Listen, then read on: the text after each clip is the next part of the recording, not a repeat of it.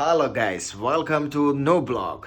രാത്രി ടൈം ആകുമ്പോൾ ചങ്ങായി വിളിച്ചായിരുന്നു ചായ കുടിക്കാൻ പോലെ വന്നു. അങ്ങനെ എനിക്ക് റെസ്സും കാര്യം മാറ്റി നേരെ ഗിൽസമ്മറിലാണ് പോയത്. വീട്ടിലാണെങ്കിൽ ചായയും കാര്യം വാങ്ങിയപ്പാടനെ യോനപ്പം ഇതിൽ കാണുന്നില്ല.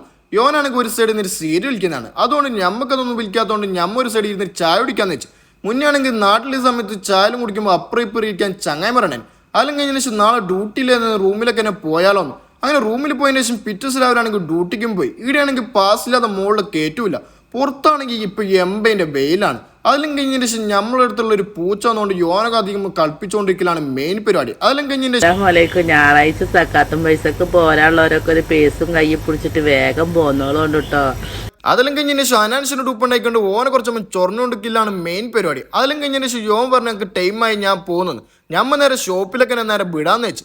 അതിലും കഴിഞ്ഞതിന് ശേഷം ഡ്യൂട്ടി കഴിഞ്ഞപ്പോഴാണെങ്കിൽ ചങ്ങായി വിളിച്ചായിരുന്നു ചായ കുടിക്കാൻ ഇന്നും പോയാലോ. അങ്ങനെയാണെങ്കിൽ സിൽക്കോണിലാണെങ്കിൽ ഇത്ര നല്ല സ്ഥലം ഉണ്ടെന്ന് ഞങ്ങൾക്ക് ഇപ്പാണ് വീട് അറിഞ്ഞത്. വീടിനാണെങ്കിൽ ചായ വാങ്ങിയിട്ട് അമ്മയാണെങ്കിൽ ഒടുക്കത്തെ ടേസ്റ്റ് ആക്കും. നാട്ടിൽ അതേ ഫീൽ ആക്കും. ചായലും കാര്യമെല്ലാം കുടിച്ചു കഴിഞ്ഞപ്പോൾ തന്നെ ഞമ്മ വണ്ടി എടുത്ത് നേരെ റൂമിലൊക്കെ തന്നെ പോകാന്ന് വെച്ചു. വണ്ടിയാണെങ്കിൽ റൂമിൻ്റെ അടുത്തേക്ക് എത്തിച്ചാകുമ്പോൾ ഒരു സൗണ്ട് കേൾക്കുന്നുണ്ട്. കുറച്ച് വെള്ളം ഒഴിച്ചു കൊടുക്കണം. അതിൽ ഒഴിച്ച് കഴിഞ്ഞപ്പോൾ തന്നെ നമ്മക്കാണെങ്കിൽ കുറച്ച് സാധനം വാങ്ങാൻ വീണ്ടും പോകണം. സാധനം കാര്യമെല്ലാം വാങ്ങിയതിന് ശേഷം ഞമ്മ നേരെ സാധനം എടുത്ത് നേരെ റൂമിലേക്കാണ് പോയത്. നാളത്തേക്കുള്ള മീൻ പൊരിക്കാൻ വേണ്ടിയിട്ട് ചങ്ങായി ആണെങ്കിൽ മസാലയും കാര്യമെല്ലാം ഇട്ട് വെച്ച് സെറ്റ് ആക്കിച്ച് ഒടുക്കത്തൊരു മസാലാണ്. ബാക്കി നാളെ ബായ്.